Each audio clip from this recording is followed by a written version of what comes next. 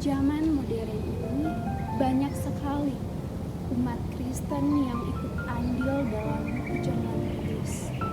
Akan tetapi mereka masih tidak tahu dan bahkan salah untuk memahami makna perjamuan kudus yang sebenarnya.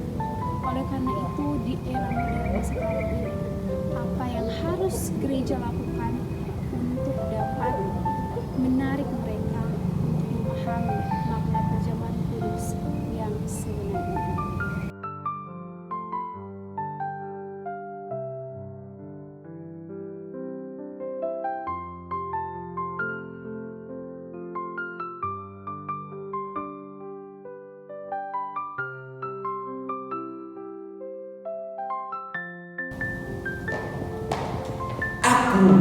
Aku adalah salah satu dari banyaknya jemaat yang kurang paham makna perjamuan kudus. Dan hal tersebut yang membuat aku tidak memahami serta menghayati perjamuan kudus dengan baik. Sebenarnya makna apa yang tersirat dalam perjamuan kudus?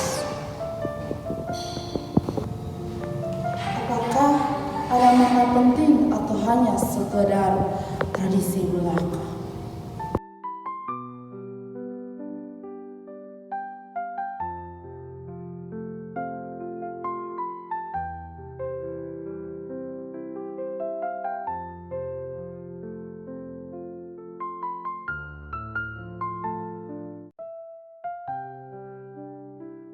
Kali ini nikah yang mengaku orang Kristen dan bagian dari gereja, tapi tidak tahu arti makna perjamuan kudus.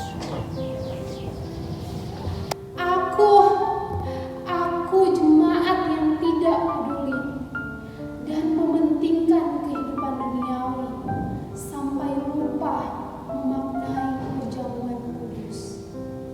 Aku menganggap perjamuan hanyalah sebuah tradisi dan rutinitas yang sering dilakukan. Sebenarnya apa makna perjamuan kudus?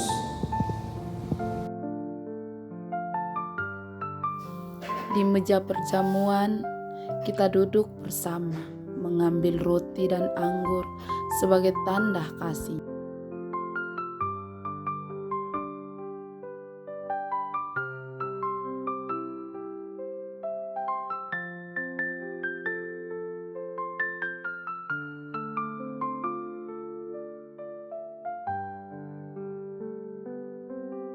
Tapi, apakah kita paham makna di baliknya?